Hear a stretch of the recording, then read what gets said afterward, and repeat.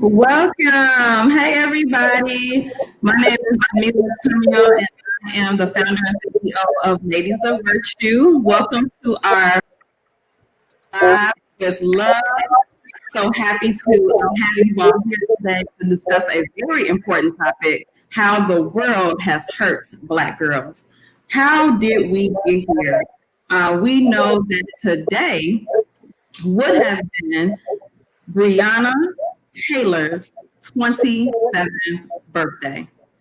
But she's not here with us today because police officers stormed into her house, raided her home while she was sleeping, shot and killed her. That's why we are here. Not even just this. We know everything that happened with George Floyd. We know about Arbery. We know about Kia Boyd. We know about Stephen Bland. There's so many reasons why we are here today. But our girls have something to say. And I am so proud of them for speaking out about some of the issues that are affecting Black girls. Because all too often, our voices are shut out from the conversations. Time is now to start speaking up and speaking out about issues that affect us. And so without further ado, I just want to share with you a little bit more about Ladies of Virtue. Research shows that Black girls are viewed as needing less caring and less support than their peers. But we know that that's not the case. That's what our girls have been sharing with us. Now the research is backing that claim up as well. And so that's why Ladies of Virtue stands in the gap for our girls. We provide them with leadership opportunities such as this today. And we prepare our girls for leadership in 3 ways: character development, career readiness, and civic engagement. And so without further ado, I can't wait to hear what Jay, Courtney, Melanie, and Tootie have to say about how the world has hurt Black girls. So, and let's heal together. Thank you.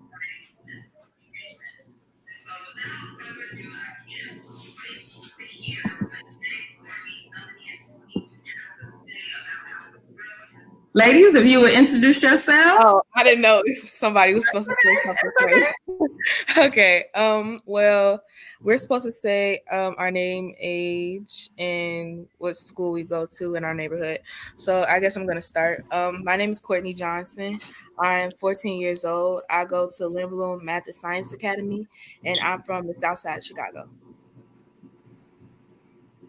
Okay, I guess I'll go next. I'm Jay Hearing. I'm 18. I am a current graduate from Downers Grove South High School, and I stay in Woodridge, Illinois. Hi, I'm Melanie, and I am 18 years old. I just graduated from Wheaton North High School and going to Howard University. I live in Wheaton, Illinois, and I'm just happy to be here. Hi, I'm Katora. I'm 18 years old. I graduated from Thornridge High School, and I live in Sauk Village.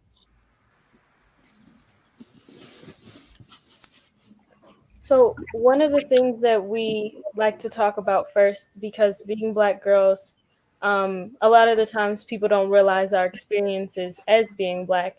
And so, one of the first questions we wanted to answer ourselves was, when was the first time you realized you were Black? And this was a discussion we had earlier. But for me, my first time realizing that I was Black was for sure in 2008. Disney came out with the movie Princess and the Frog, and it was my realization that I was Black. I had always known that I was Black, but it was my realization, and what impacted me was the fact to see her up on the screen, and the fact to see Princess Tiana on the screen, who looked like me and acted like me. It was just wonderful to see. Okay, my first experience with being Black. So I'm the youngest of 6 siblings, and only one of my siblings are dark skinned. So when I was younger, I would always make fun of her, like, why are you so Black? Why are you so dark? And my mom would tell me, like, y'all both are Black. She's just darker and you're lighter. So I'm like, how am I Black if I'm not that color? So that's when I first realized that I was Black. Well, for me, it was about 6th or 7th grade in middle school, and I went to a predominantly white high school and middle school. And in middle school, we were in the locker room, and we were talking about hair. And I mentioned that I only washed my hair about once a week. And all the white girls like went ballistic because that wasn't their norm. And I went home like crying because I thought that my mother wasn't taking care of my hair or anything. And she just had to sit me down and explain to me that that is not how Black girls take care of themselves. And I realized that it was a different type of hair texture. So me personally, I realized I was Black sort of a little bit early on because I've always, well, when I was younger, I went to like preschools and things of that nature. With it was a very diverse class, so there was all types of kids there. I knew I gravitated towards like kids that looked like me, but I didn't know that that made them any different from anybody else. But I did experience this one time that I there's this white girl, and she brought a movie. Her and her dad brought a movie to the class, and I just realized she's. So I went to go watch the movie, and she said the movie's not for you. And I was like, what is that supposed to mean? It's not for me. And then she was like, there's nobody like you in it, so the movie's not for you. And Mom, like, can you close the door, please? it was really confusing for me at the time, but I Yeah. think that that was like the first time like I experienced like blackness meaning otherness. Yeah, it's always like a really important conversation to have, and I don't think that a lot of people like take the time to realize that first moment. Um, as we go on to talk about blackness, especially in the time today, we wanted to ask, real talk, how are you? And especially wanted to ask for ourselves is like, how are we truly? And to think about that. So, if anybody wants to answer first, I can answer first. Okay. Um, I think you should go first. okay. Well, for me, I'm excited right now. I think right now is the time for revolution. So I'm really excited that that for one, young people are at the forefront of it, and I'm so excited that it's happening right at the time that I'm about to go out into the world. So then I get to change the world as I'm going in. So I'm really excited right now. So I'm more Well, on the downside. Oh, I'm on the downside of being like over the situation because it's so many negatives that's going on right now, and I just feel like I can't, like I'm not mentally there yet to handle all of that. So I'm kind of over it. I wouldn't say that I'm necessarily over it, but I am like almost living in fear. Like, what happens if I do say something and speak up? What happens if like, what if something happens to me because I'm seeing this happen to people that look like me? I sort of have mixed feelings about all of this because like what's been going on is sort of nothing new per se, but it's sort of like Melanie said, I am excited, to see the young people I know that are like going out and like making a change, making a difference, going out protesting and making sure that their voices are heard and everybody's doing the best that they can. There are times where I sort of feel helpless in a way because, as me as a person, as a 14-year-old girl that has no like stake in like what really goes on in society besides what I can do, it's sort of you almost get a feeling of hopelessness. But if you go back and look at other people that are going forward and making change, and all these changes are happening because people are speaking up about it, it's really just exciting for me too. Oh Yeah. yeah, so can I do this one? We when we were first having our initial discussion about what we were going to talk about today, when we were also talking about how we're feeling, I also mentioned a friend that I have that is sort of she sort of felt like she was grieving in a way, and sort of grieving another person that she know and somebody that she could see in her life like passing away, and then passing away on camera and witnessing that. And we see all of this and we see all this trauma, and it's more prevalent than ever. And so another question that we have was, how do you respond to trauma or even ignorance on social media? Somebody else can answer. I think I think for me is a lot of it is responding to trauma is hard because like how it first has to be like you recognize that you've been hurt in some way. And I think that especially responding to it on Instagram and responding to the ignorance to people ignoring your trauma on Instagram and like so different social media is right now really good, um, to acknowledge the fact that you've been hurt and to make people also acknowledge the fact that as a black person you've been hurt. And also it's like really good because people are backing you up on it. Like 100% people are backing you up on it. So if you expressed your feelings right now, there are going to be a ton of people behind you. Like, I understand, I get that, I see that. And then you feel more like you have a community, so your trauma, so it doesn't hurt as much. I think it really depends on the type of person you are. Like, if you can take negative backlash about what you're supporting and things of that nature, I feel like you will be good, like responding to the trauma or ignorance. But if you can't take it, then that's when it becomes a problem because you want people to understand what you're saying. And everybody, especially in this moment with this conversation, everybody's not going to want to understand, and everybody's not going to want to see your side of the situation. So just depending on the type of person you are.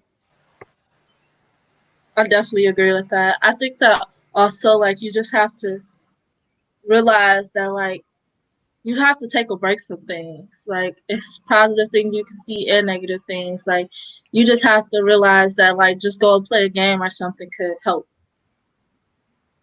Yeah, and like for me personally, like I physically like seeing people being murdered on camera, like that's just a no for me personally. Like, and it's sort of seeing things like that is extremely traumatic. And then, you know, knowing that at any point somebody could just want hate you or kill you, to take it that far, you know, just because of how you look, that's extremely traumatic for a person to go through. And I think you sort of have to take time for yourself and know how much you can handle and how you respond to that. Because there are unhealthy ways to respond to things like that. So you really have to like take a second and figure out how you're feeling before you try to do anything else or anybody else. And ignorance on social media, like at the end of the day, I don't think that people should be attacked. I think that everybody deserves to be educated. Whether they do something with that education or not is not my business. But when people like say things like really ignorant stuff, and then you see them and you try to educate them and they continue to ignore you and continue to invalidate your points every step of the way, there's not much you can do besides let them know that you did the best you could. Yeah, I think like also being on social media is that constantly you see people posting information and posting different things about Black Lives Matter.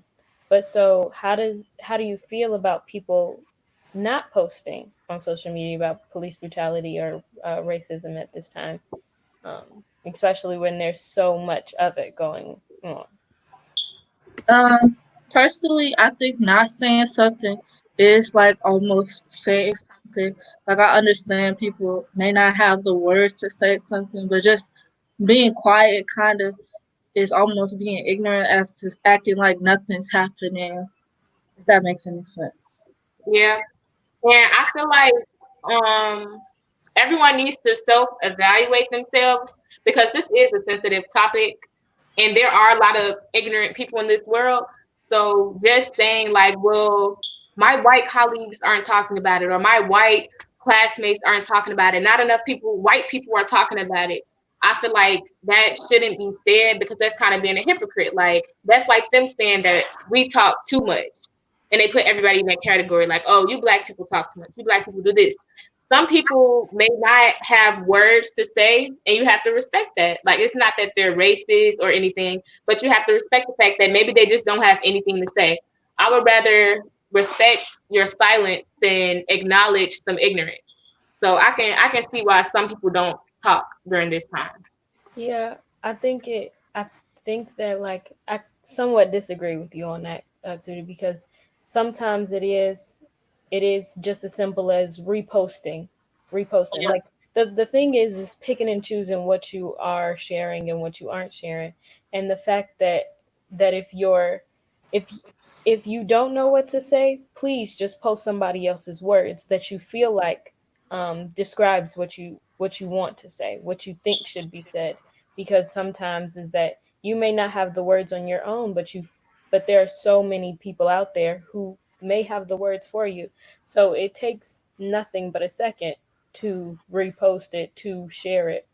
So it's both ways. It's like if you don't know much to say about it, then I understand. But then there's also a double side where you can find something that says exactly what you think you want to say. So like Um, does a repost or a hashtag validate that they actually support Black Lives Matter? I don't think so. Or going out into the community and helping clean I, up protest, is that validated? Like that's what I don't understand the whole Like when does post. it stop? When does it really show you an ally? I Yeah. think I think that just posting like a black screen and saying Blackout Tuesday isn't really doing anything. I feel Mhm. like if you wanted to get involved, and I've heard a lot of people say, oh, I can't get involved, like my mom won't let me protest, but there's like other ways you can do it. And I think that like people just needs to educate themselves. Like just educating yourself, I feel like is the start of becoming an ally. Yeah. Yeah, and I think like at the end of the day, it's about what you can do. And you know, at the end of the day, sometimes you don't have to say anything at all. Like Tui said, like you don't have to say much, but like at least try to help people through this difficult time. Being a good ally, this doesn't mean that you have to say anything. It's about doing to me. So I think that, if you post petitions, if you post resources for people that have been cut out of food because of the riots, if you post links to find out how you can help and things like that is like what I think. If you don't have anything to say, like, do that. But it's also kind of a double standard too, because when I see other people posted things about other stuff and they continue to be silent about this, that's where I flip the coin. That it's like, okay, but you had a voice for that, but you're not gonna speak on what other people are going through. That's my whole issue with some people not saying anything, because you did have a mouth for that, but all of a sudden you're silent about this. That's all Yeah. Right. Yeah, I think it's a lot of and it's a lot of that question has a lot to do with like non-black people who are reposting who may not even be reposting at all. And so they're using their reposts as a way to try and show their support. But we can go into the question of how can you strengthen your relationship with your non-black friends during this time, that can be different than just reposting and posting information, but actually continue to strengthen your relationships with the people that you do know, the non-black people that you do know, so that they feel like they are an ally. I think you should just like reach out to the person individually, like asking them like, "Hey, how are you doing? Like, how do you feel about this?" And let them know that you care. Like, I know that there has been white kids and that go to my school that have texted me and they're like, "Hey, I know you're really passionate about these things. Like, how are you feeling?"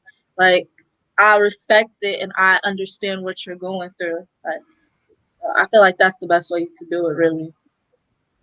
Yeah, I think so too. I think that is it. It also doesn't take a lot to just say, "Hey, how are you?" Like, it goes back again to recognizing that other people have to recognize your trauma, especially during this time. Like, it's traumatizing to watch somebody die, and non-black people have to recognize that. That doesn't mean that that because there's a systematic oppression from white people onto black people that y'all can't be friends. It just means that now there's something here that changes your relationship, and you have to understand that you have to use this as a way to support your black friends, like, for sure.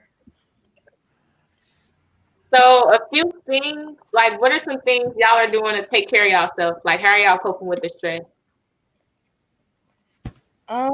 Me personally, like, it's sort Well, of been finding more time to like uh sit down and like reflect on stuff, because like it's a lot going on. Like, it's not just George Floyd, it's not just Breonna Taylor, like it's so many more people. It's sort of, you have to sort of look back and see like how you're doing. Like, that's just been me like taking like a mental like check every day to like make Mm-hmm. sure that I'm okay and other people around me are okay.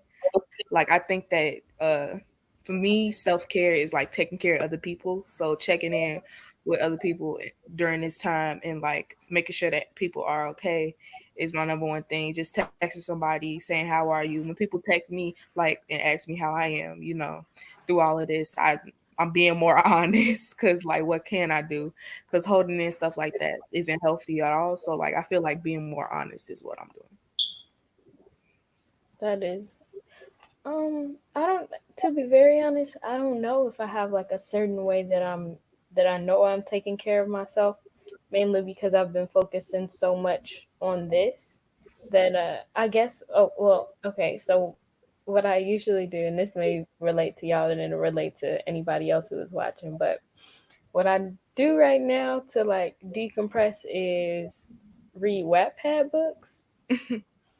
I have been reading those a whole lot, and it's just like that's just one way for me to be like, okay, well, leave that alone, and just dive yourself into something that is just fun and not just uh, yeah, that is just fun. That's fun for you. Mm-hmm. Um, so I really want to acknowledge Miss Corona because we just got up out of a 3-month quarantine. So with that, my mental already took a toll from that, for one. So just to go into this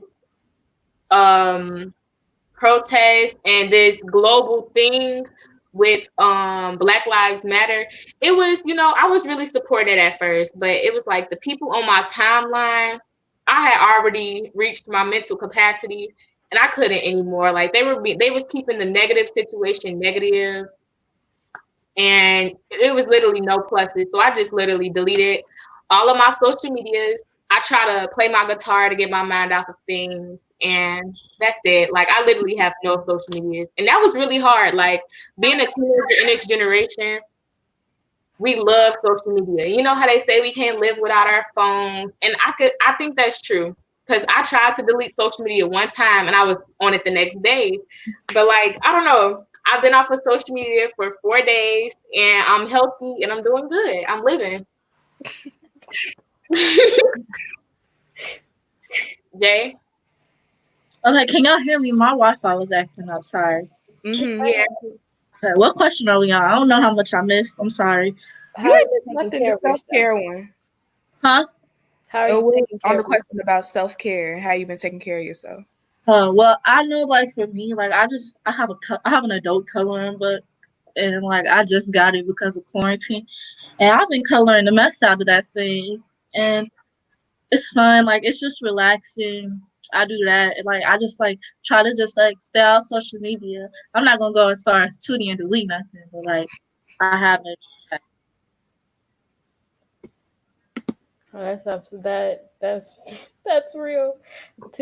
For one, I would like to say you are strong. So Strong. delete it Mm-hmm. because Very much better than me. what are you telling? Ooh, but like again, we all have our ways to cope, and so I'm glad that we are taking time for self care, especially because we do. Like I know us, we spend a lot of time educating people, like we are right now, and talking about the same thing. But then we have to recognize that we can't constantly be on go mode all the time. Time to rest. We can also this, and of course as we're doing this right now, as we're talking about taking care of yourself, we see that we're educating each other. So how should young people educate themselves on this, and how can we use this to talk more about Black experiences and race, um, especially in communities that aren't Black? Well, first, I want to say for those that are on social media and you have a huge, not a huge, but a large enough fan base, use your platform for something good. Like you can spare the shade room drama on your Instagram story and like promote the situations, promote outlets like where people are going to be cleaning up from the looters, like anything, protest peacefully. Like use your platform for good, not evil. So I will go to as far as to say like non-Black young people, like you're never too young to talk about race. Like I've been Black my whole life. You can talk about race for like 2 hours. You're live. And uh I do debate, and like what I find is that like when I have like debates with people that aren't people of color and we talk about police brutality, or we talk about how Black people are mistreated in America, all of a sudden it's an uncomfortable conversation. I don't know who started that, but talking about something that people go through and dehumanizing it and making it seem like, oh well, I don't go through that, so I don't have to worry about that because I don't contribute to it because I don't talk about it. But that's not how that works. You don't have to talk about something to be contributing to racism. Racism is a system. You need to inform yourself so you aren't perpetuating those same values. That's the whole. Repeat that one again. And I read this study that said that like when you're like 2.5 years old, you're old enough to start differentiating people based on how they look. So you're never too young to be preferring of another race over another. So I think that at the end of the day, no matter how young, how old you are, you should know as much as you can learn about people of color and what they go through and how you can be a better ally to other people, I think. I definitely agree with that. I think another thing is that I don't know if our age kids can do it, but like if you can support black businesses as much as possible. Like I feel like that's a big thing that people don't really think about. Like when I like people would rather just hurry up and go on Amazon and get Amazon Prime, whereas they could get the same thing from a person that's selling it that's African Americans. I think as like young people and knowing how young it is to start talking about race is that in the beginning when we were talking about all of our when was the first time you realized you were black, all of us were not adults. We're not adults now, but all it was not it wasn't we weren't adults. We were children. We were children who had to understand that we were different and that our blackness can be used differently in the world. So it's never too young to start talking to your kids about race, and it's never too hard of a conversation. The more that you are open and honest about these conversations, the more they will be able to have these conversations with other people in the world and know exactly who and what they're talking about, because ignorance is the lack of knowledge. It doesn't mean that you have to stay ignorant. It doesn't mean that you can't learn more. You always have the opportunity to learn more. So please understand to look out for your young people, because they, especially with our phones, we know a lot more than people think, especially with our phones. We have the world literally in our hand. So please, please, please talk to your young people. Let me add one more thing to that. I feel like also we don't need to just acknowledge race. I feel like if you are a non-black person, you should also emphasize that you have privilege. White privilege is a thing, and I feel like a lot of people will say, "Oh, if I'm not like this super rich white millionaire, then I don't have white privilege." And white privilege is simply just going to a school in a good school district because of where you live. Like that's white privilege right there. Like it's so many little things that people don't realize contributes to it. Tootie, you were getting ready to say something. I saw. I'm sorry. No, I was saying that was a good point Yeah. that they made. I just wanted to say real quick, like Chicago, like me personally living in the city, like Chicago is the most segregated city, like one of the most segregated cities in America. To especially if you live here, white privilege is extremely real because I don't have no white neighbors.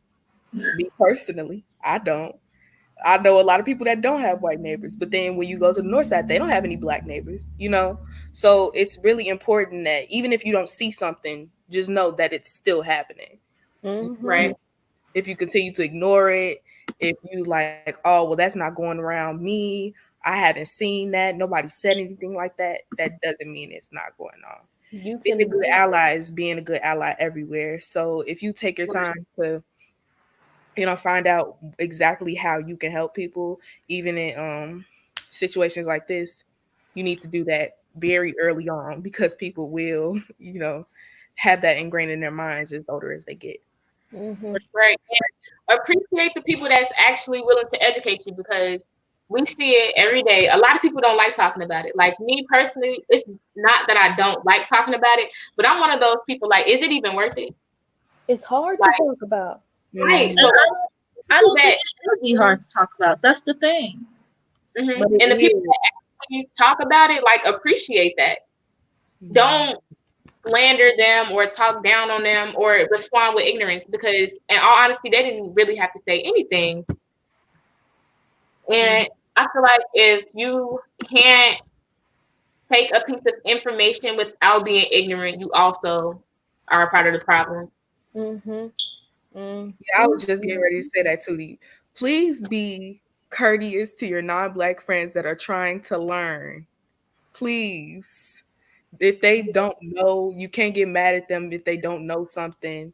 Like, please be cautious with how you're teaching people, because then that could cause even more deep hate and resentment, and that'll just turn the whole conversation lit. Yeah. One thing I always say is I cannot be mad at you for not understanding when I'm never giving you the chance to understand. Like that is Exactly. so important, is that I like that quote. I need to write that down somewhere. thank you. Yeah, like that's one thing I always make sure first, is because after I have given you the chance to understand, now it is up to you to do what you will with that information. And then I can make my judgments on, okay, well, you have not taken my information, you've not taken my understanding I have given you, and chose to continue to be ignorant. And that is the problem. It is the choice And to you be ignorant that's the problem. and That's you have to exactly. be too. The educator has to be okay with that, because everybody's not going to get it. A lot of people will have you explain yourself just for them to say something negative back, and you have to be okay with that. Mm-hmm. That's very true. And that goes into, like, first, because we are young and we were talking about friends, young people specifically, but this can, for one, also apply to adults. But so how do you think adults should educate themselves, especially because a lot of the people that they are seeing on social media are young people? How do you how can we make this conversation uh, be for all ages? I Right. think that. Go. You go ahead. So I think that like adults also, like, I feel like a lot of times they'll be like, oh, y'all too young to understand, like, oh, you're only 16, you're only 18. And I feel like, yeah, like in the 90s that could have been a thing, but we literally have phones that give us information that everything, like stuff that we not supposed to know that we learned it. And so, and so I just think that like sometimes they need to like give us a chance to learn instead of trying to hide everything off and make it be like, oh, well, this is what you need to learn. And also check the news sources, because the news only showing the riots and the looting, but they're not talking about how we got there. Like, why are we rioting? Why are people rioting? Why are they protesting? Why are they looting? Because someone is getting killed by police officers. But instead of saying that, they're just like, oh, they broke into Target. Yeah, I saw that. And I think it's a generational thing, but I think that I saw that it was more adults complaining about how we were affecting the economy than people that were being killed, people that were actually being affected. And that's how, I don't know if it's a generational thing, but them personally, they were more worried about the economy than worrying about actual human lives. So especially when it comes to educating adults, like, it's sort of tricky because you can't really talk to adults the way that you would talk to somebody that's either your age or younger than you. You can't really speak to them the way that because you sort of have to be respectful even if they're wrong. I mean, well, you have to be respectful in general, but if somebody was your age, you can at least give what you get, Right. But You might be able to slide with saying something ignorant back. You say that to your mama, you go. exactly. So, like, I think that it goes to show that, and you see more young people, doing the legwork mostly in this thing. So you sort of have to. I think educating adults is really hard because they're adults. So I have to listen to some kid, like, extremely hard. Like, learning doesn't even have a limit on it. Like, I'm not expecting you to know because you're an adult. But it's like when you're receiving information and then when you're giving information, it's like the way you go about that. That's where you being an adult comes into play, because it's like, okay, you received this, so I need you to receive this as an adult. You're giving this, so I need you to give it as an adult, not an ignorant teenager. And I also feel like a lot of times being an adult comes with age, obviously. Like, technically, 3 out of 4 of us in here are adults. Like, we not really paying no bills or nothing. So, like, but, like, an adult is also, like, you have to think about the maturity. Like, I know there's people that's 60, 70, 80 that's still acting like 12-year-olds. And there's people that's 12 that's acting like 80. Well, I don't know if girls acting like 80-year-olds. But you understand what I'm saying. Mm-hmm. Yeah. Somebody said India said on here, we were taught to be respectful and mindful of what we say, but everyone has feelings and have and all knowledge of different things and different perspectives. And I think that is so important because that's so true. It's so the things that they know are completely different than the things that we know, and sure we may know just a little bit more at a young age because of our the way the technology is set up. It doesn't negate the fact that they also have years of feelings, experiences that we may never that we don't understand right now. And so it does have a lot to do with how you present that information. And if it is the case that they don't receive your information the same way, then there are plenty of resources we can point them to that are written by adults and for adults so that they can understand it by somebody who is paid to present it to them. Because I don't want I I don't think want another sharing thing, a book, sharing a Yes. website. I think another thing adults need to do is go out and vote. Like, I feel like that is a huge thing that people don't like. Look at the president we have. I'm not gonna say my things, but the stuff that he's saying is kind of scary. Like looking at, like he literally said, when the looting starts, the shooting starts. Like, so me protesting, I could get killed just because I don't want other people that look like me to get killed. It's just scary. So I think another thing is that people really need to vote. Like, go out and vote. This is a presidential election year.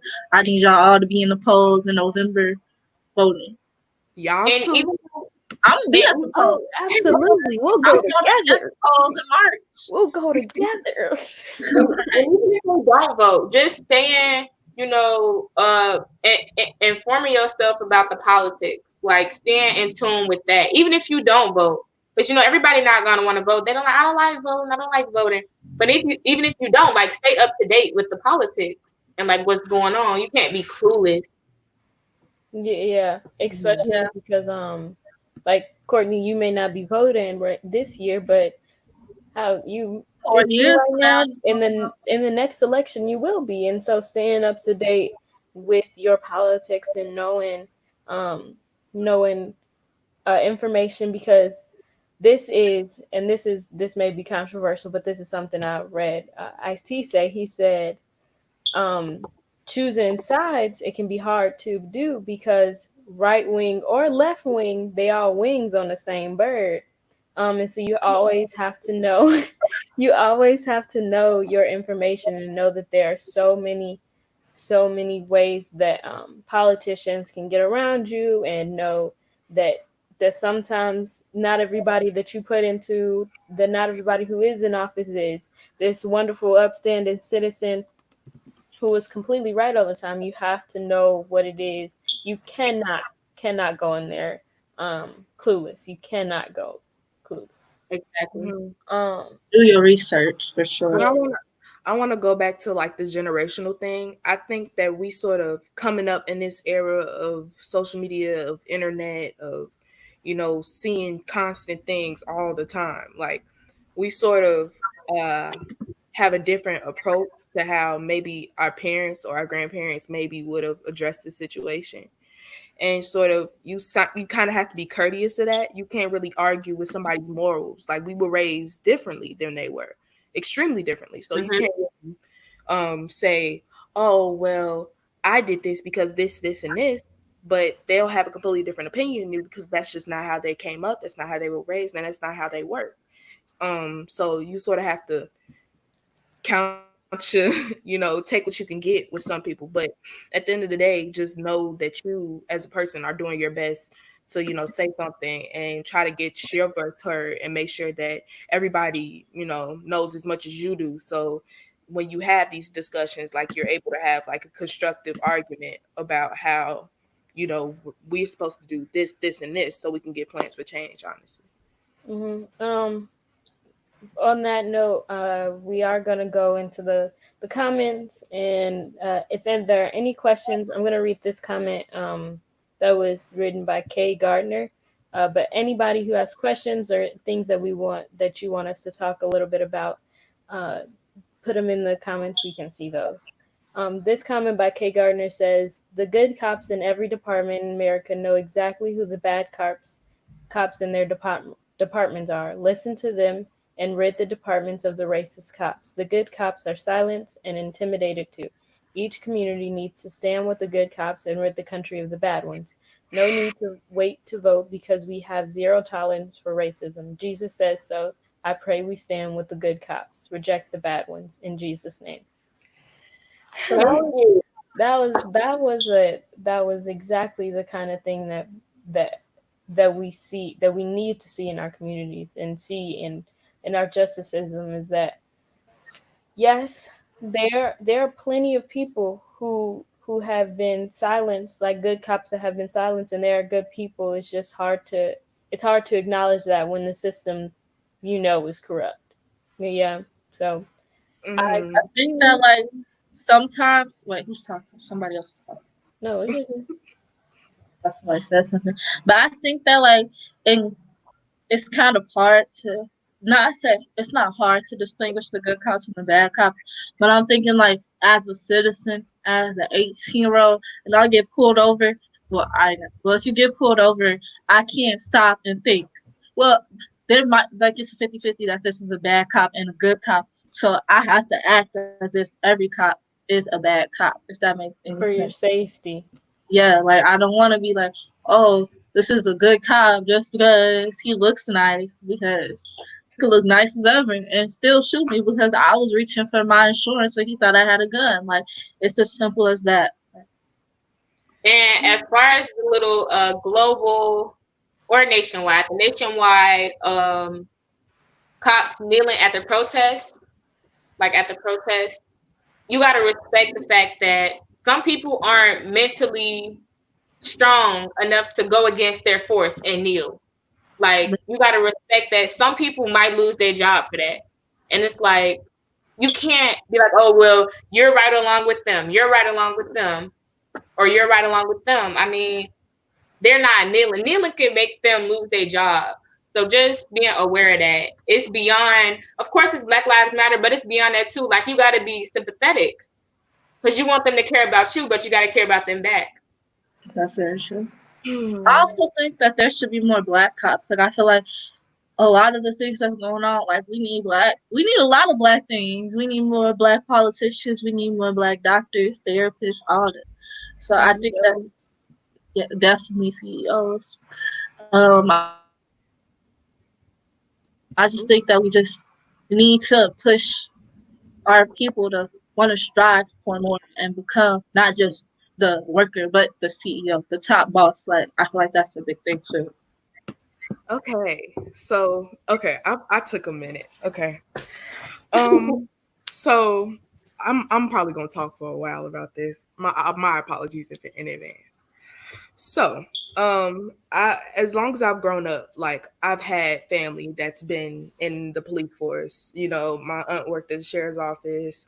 Other families worked at the police department. So, I do know that there are good police workers. Like there are, they exist. They, you know, but on the other hand, they're not bad people, but they are still contributing to a bad system. And I say this to say that policing is broken to me. I don't know if this is, me, in my young state of mind, but I saw this quote that Angela Rye posted that was like, no idea or no movement is too extreme, because they said that about everything. They said that about women's rights. They said that about Black people having rights, period. So I don't think that that's, dismantling the justice system is a bad thing. I don't know if it would be a good thing either, but they still, at the end of the day, the justice system is broken, and the way that we police people is broken. There's more people Black men in prison than there were Black men in slavery ever. So Wow. you got to kind of keep that in mind. That's a lot. When I want to go back to when Tootie said, when they were kneeling with protesters, literally like 10, 15 minutes after they were kneeling with them, they stood up, broke up the crowd, tear gassed them, and arrested them. Like, I'm not going to say that, these cops didn't have good intentions, but at the same time, some of that stuff is just for photo op. You don't, like, like we were saying before, you don't know if you're a good cop. You don't know if you're a bad cop. But what we Or do if know is you are a cop at the end of or the if a day. picture is gonna validate you standing up for Black Lives Matter. That's why I don't understand that portion of, well, can you just do this for me, or can you do that to show, to acknowledge it or whatever? They can do it just to think that, oh well, maybe if I kneel, they'll stop this protest. Maybe they'll go home, or maybe if I post this, then I'm backstage. They won't target me as being a racist white person because I posted this. That doesn't mean that they necessarily advocate. Mm-hmm. It definitely doesn't. Yeah, I know somebody that's supposed to. I wanted to go back and say, like, that's, for me personally, that's the least that you can do. Honestly, you owe me that at least. Not to say that, you know, I'm entitled to anything, but I am entitled to something when it comes to being discriminated. You're entitled to your life. That's what you're entitled to. And I feel like it's sort of a thing of, when it goes back to policing, and policing is just, since the war on drugs, since being Black, period, police hasn't been, you know, our best friends in the whole entire world. We're taught to fear them by the time that we showed up in this country. So, yes, the justice system is broken. Yes, it was built on racist values. Yes, will they continue to perpetuate these values if we continue to go forth with this system that we have now? Yes. But there are good cops, and I know that for sure. But yeah, they're still in that system, period. You know, I don't want to say too much, but Naomi's question is, being an African American female, do you feel as though you have to continuously explain yourself to non-Black people? Yes. No, I don't feel like, I am not obligated to, but I feel like I should if they are truly trying to understand my situation. But that being said, Black people, understand that you do not have to keep reopening your trauma wounds just for non-Black people. If they really want to understand, there are plenty of resources and people who have literally been paid to write books, tell stories, go on to got blogs and everything. There, please do your research first before I constantly have to reopen trauma wounds just for you to understand. Also, that being said, you don't have to be anybody's therapist to non-Black people, because they have chosen to ignore your experience until now. And I wouldn't mind monetary compensation if you constantly ask me to reopen these wounds. Please. Please understand that. Please understand that I do not mind. I'm not getting paid to do it, but there are people out there who are, so go to them. If I could, like, trust me, I wish I could explain every single piece of my brain to everybody, not even non-Black. My brother, my sisters, my friends, my family. You could be Italian, like, you don't even got to just be non-Black. Like, period. I wish I could, but I get discouraged often because, like, if I feel like you really don't want, if I provide that you really don't want to understand me, I'ma just think to myself, like, maybe they just want to hear what I gotta say, just off the strength of saying, well, I heard what you had to say, so hear what I gotta say. And I get those vibes often, so I kind of push away from conversation with certain people. I just be like, okay, you can have that, and I just take it as that, because I don't like when I feel like people don't want to understand me or be in a serious conversation with me.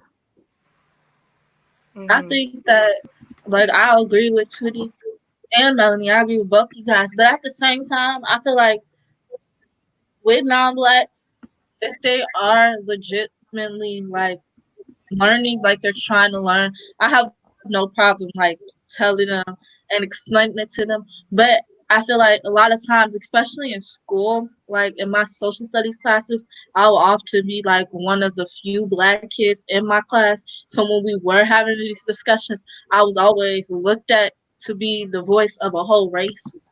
Everyone's not going to agree with me just because we look alike. Every Black person doesn't look alike. There's tons of different shades. So me, I feel like a lot of times people, when you say something, you're speaking for the whole Black community. Really, I'm just speaking for Jay. Yeah. Yeah, that go. I hate when people try to make me a token black person for all black people. Like I'm Black. not her. I'm not her. But saying that, it's sort of going back to, I do debate, and like it's like widely like the type of debate I do. Like there's not a lot of girls that look like me there, and especially not a girl that has the same experiences as me, being from the South Side of Chicago, going to a public school, and being surrounded by blackness all the time. There's not a lot of girls like that in that field. So going back to that, what I was trying to say was like constantly in that space, I sort of have to always be the girl that's like, that's not okay for you to say, that's not okay for you to do, you're supposed to do X, Y, and Z. I don't have to explain myself because I do X, Y, and Z. Like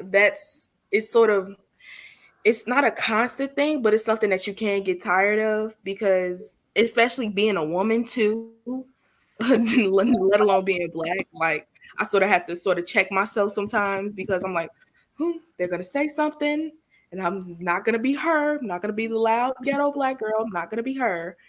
But I am gonna tell you, you're gonna know how I feel about this, but I'm not about to be somebody that you're gonna try to bully into making me docile or trying to make me agree with you, because I'm not.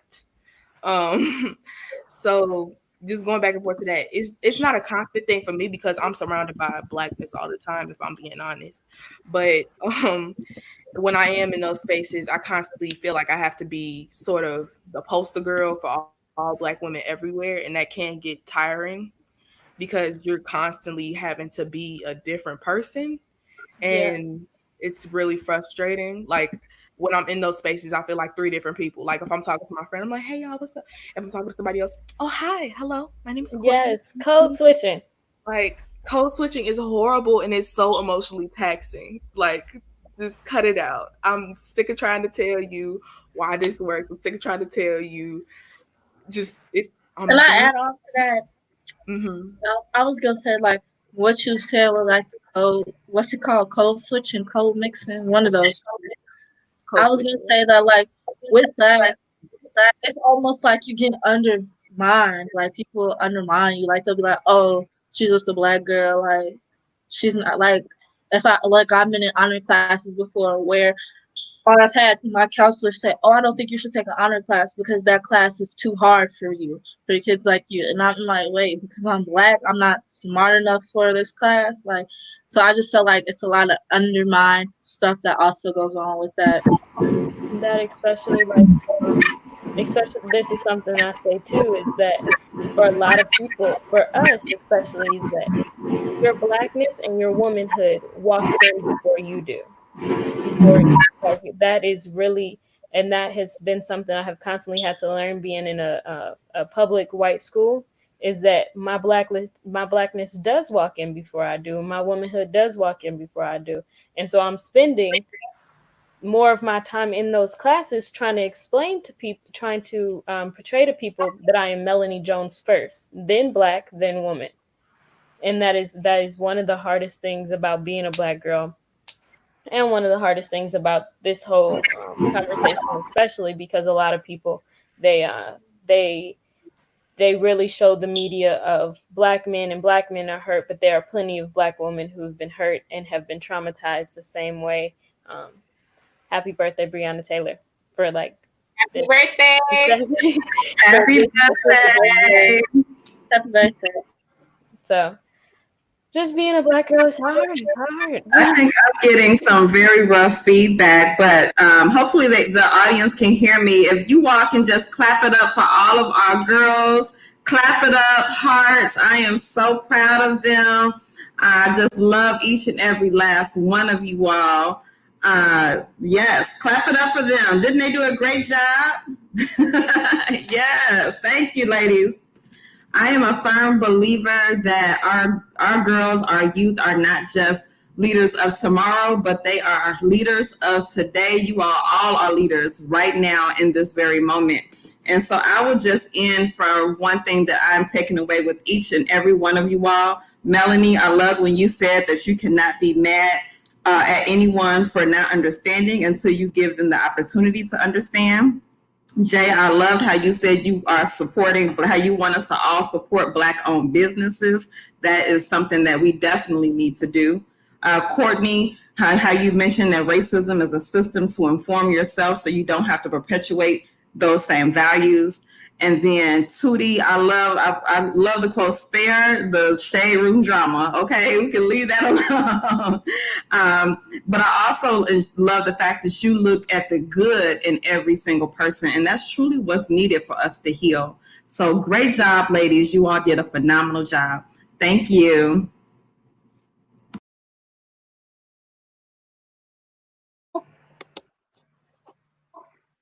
So do we just leave now?